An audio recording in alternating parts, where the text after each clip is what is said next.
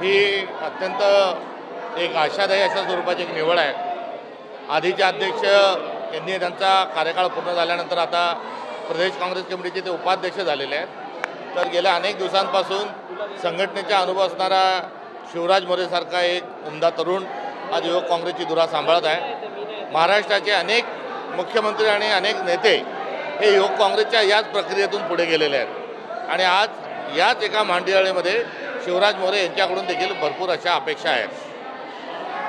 Sir तुम्ही ज्या प्रकारे म्हणले की तरुणांना जास्तीत जास्त संधी देणार आहे, स्थानिक स्वराज्य संस्थांना काय नेमकं या आगामी काळामध्ये फार मोठी संधी ही युवकांच्या आणि नवीन लोकांच्या स्वरूपामध्ये काँग्रेसमध्ये निर्माण झालेली आहे आणि या संधीचं पक्ष आणि युवक काँग्रेस निश्चितपणे त्याचं संधीचं सोनं करेल अशी खात्री आहे। सर मंत्री नितेश राणे यांनी मुख्यमंत्र्यांना एक पत्र लिहिलं आहे आणि 25 तारखेला राज्यभरामध्ये वराह जयंती साजरी करण्यात यावी या सगळ्या संदर्भातला त्यांनी पत्र लिहिलं आहे। शासकीय स्तरावरती वराह जयंती साजरी करावी असं पत्रात त्यांनी नमूद केलं मुख्यमंत्र्यांनी। आता कोणाला कबुतरांचं प्रेम हे उफळून आलं आहे तर कोणाला आता वराहाचं प्रेम उफळून आलेलं आहे। त्यामुळे नवीन त्यांचं वराह प्रेम याबद्दल त्यांचं अभिनंदन आणि हे प्रेम त्यांनी सातत्याने टिकून ठेवावं आणि स्वतः मोठ्या थाटामाटामध्ये वराहाची पूजा करावी ही त्यांना असणारी शुभेच्छा आहे। परंतु संघाकडनं सातत्यानं अनेक उत्सव केली जातात आणि त्याच्यामध्ये वराह जयंतीचा उत्साह जो आहे तो देखील संघाच्या काही संस्थांकडनं केला जातो आणि अशातच मंत्री नितेश राणे यांच्याकडनं पत्र लिहून मुख्यमंत्र्यांना ही विनंती केली जाते। त्यामुळे कुठेतरी अजेंडा राबवण्याचा प्रयत्न आहे। सांस्कृतिक कार्यक्रम आणि भारताची परंपरा ही अबाधित राहिलीच पाहिजे।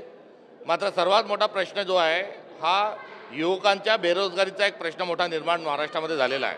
तरुणांना रोजगार नाही आणि या रोजगाराच्या मूळ मागणीकडे लक्ष जाऊ नये करिता जर काही वराह अवतारासारखी जर काही पूजा केल्या जात असतील तर या निश्चित स्वरूपामध्ये अत्यंत संतापजनक आहे।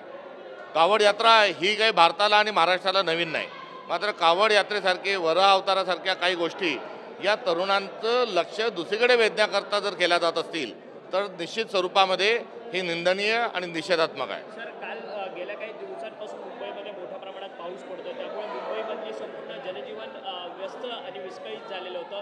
काल देखील मोनोरेलमध्ये जवळपास 500हून अधिक प्रवासी अडकलेले होते। एकीकडे रेल्वे बंद होते मोठ्या पावसामुळे, त्यामुळे मोनोरेलचा आधार कुठेतरी लोक घरी जाण्याकरता घेतात आणि ती मोनोरेल देखील कोलमडली जाते। सरकारला फक्त भ्रष्टाचार आणि भ्रष्टाचार करायचा आहे। कोणत्याही गोष्टीची निर्मिती आणि देखभाल या गोष्टीकडे सरकारचं दुर्लक्ष आहे आणि करिता त्यांना काही देणं घेणं नसल्यामुळे नालेसफाईसारखे आणि इतर मेंटेनन्सच्या अभावी अशा प्रकारच्या घटना महाराष्ट्रामध्ये वारंवार घडत आहेत। 2 दिवसांच्या पावसामुळे मुंबईतील रस्ते हे खड्डे झालेले आहेत अनेक ठिकाणी, जे सुशोभीकरण करण्यात आलेलं आहे, सौंदर्यीकरण करण्यात आलेलं आहे, रस्ते टॅक्स लावून ते वाढवण्यात आले टॅक्स त्याच्यामध्ये। मुंबई महानगरपालिकेमध्ये हजारो कोटी रुपये फिक्स डिपॉझिटमध्ये होते, ते कुठे गेले याचा पत्ता नाही। नव्याने कर्ज देखील मुंबई महानगरपालिकेने काढलेलं आहे आणि अनुदान देखील मोठ्या प्रमाणावर मिळालेलं आहे। असं सर्व असताना जर मुंबईची ही परिस्थिती होते तर हा सर्व पैसा गेला कुठे, हा पैसा कोणी खाल्ला, हा पैसा कोणी चोरला, याच्यावर कोणी डल्ला मारला, या संदर्भातली एक श्वेतपत्रिका ही शासनाने जाहीर केली पाहिजे। वसुलीसाठी रस्ते टॅक्स वाढवण्यात येतोय नितीन राऊत।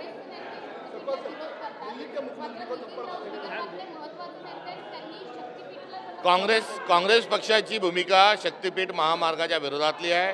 शक्तीपीठ मार्गाची कुठल्याही प्रकारची मागणी नाही, किंबहुना शक्तीपीठ जो आहे हा महाराष्ट्रातला लुटण्याकरता ईस्ट इंडिया कंपनीच्या आधारावर हा निर्माण होणारा एक प्रकल्प आहे आणि काँग्रेस पक्षाचा याला पूर्ण स्वरूपामध्ये विरोध आहे। परंतु नितीन राऊत एकीकडे पाठिंबा देत आहेत, पक्षाकडनं त्यांना काही समज देण्यात येणार आहे का? या संदर्भात काँग्रेसची जी भूमिका आहे ती मी आपल्या समोर या ठिकाणी स्पष्ट केली आहे। आमदार का वेगळी भूमिका मांडतायत, एकीकडे पक्ष भूमिका वेगळी मांडतोय त्याच्या विरोधात नाही, या संदर्भामध्ये त्यांच्याशी जी चर्चा आहे ती आपसूक स्वरूपात होईल।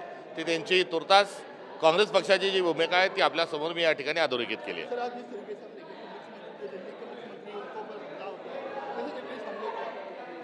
लॉ एंड ऑर्डर की कोई महाराष्ट्र में नहीं तो भारत में ही जो खस्ता हालत है उसका वो एक सबूत है। Thank you. जिस तरीके से हम देख रहे हैं कि कल मोनो रेल में जो हादसा, जिस तरीके लोग फंस गए थे, कैसे देख रहे हैं? मोनो रेल का हादसा है।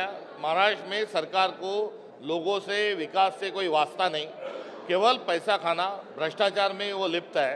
और ऐसे चलते नए कामों का निर्माण करना, गुणवत्तापूर्ण दर्जात्मक उसका अच्छा रखना और मेंटेनेंस, इसकी तरफ उनका ध्यान नहीं, और उसी का नतीजा कल का ये हादसा है। अमित शाह ने एक बिल पेश किया है जिस तरीके से जो भी पीएम हो, सीएम हो, जिनके ऊपर कोई मामले दर्ज हो उनको हटाया जाए। कैसे देखते हैं इस बिल को आप? आने वाले समय में भारतीय जनता पार्टी ये सत्ता में नहीं रहने वाली है, और ऐसे चलते हुए बहुत उनके तमाम जो नेता है वो अंदर जाने वाले हैं। उसको लेके शायद उन्होंने इस पर कोई विचार किया होगा। राज्यभरात खूप अतिवृष्टी मोठ्या प्रमाणात झालेली आहे. तुम्ही मुख्यमंत्र्यांना पत्र लिहून खरं तर 50,000 रुपये हेक्टरी मदतीची मदत करा असं एक आवाहन केलं आहे. आम्ही वारंवार शेतकऱ्यांच्या मागणीच्या अनुषंगानं सरकारकडे आम्ही रेटून आमच्या मागण्या आहोत.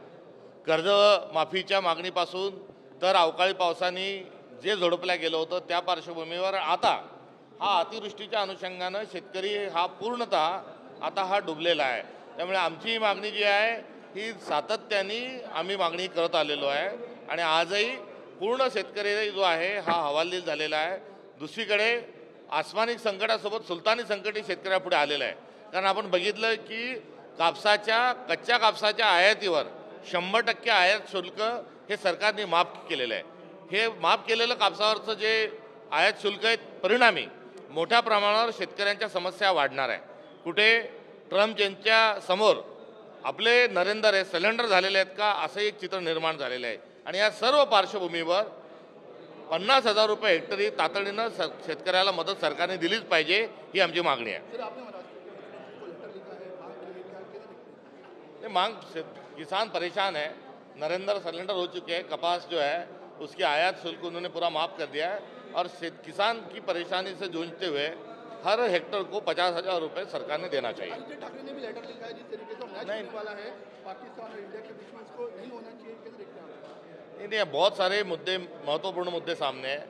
अभी किसानों का मुद्दा है, बेरोजगारी का मुद्दा है, इस पर ही हम सब मिलकर चर्चा करें. Thank you.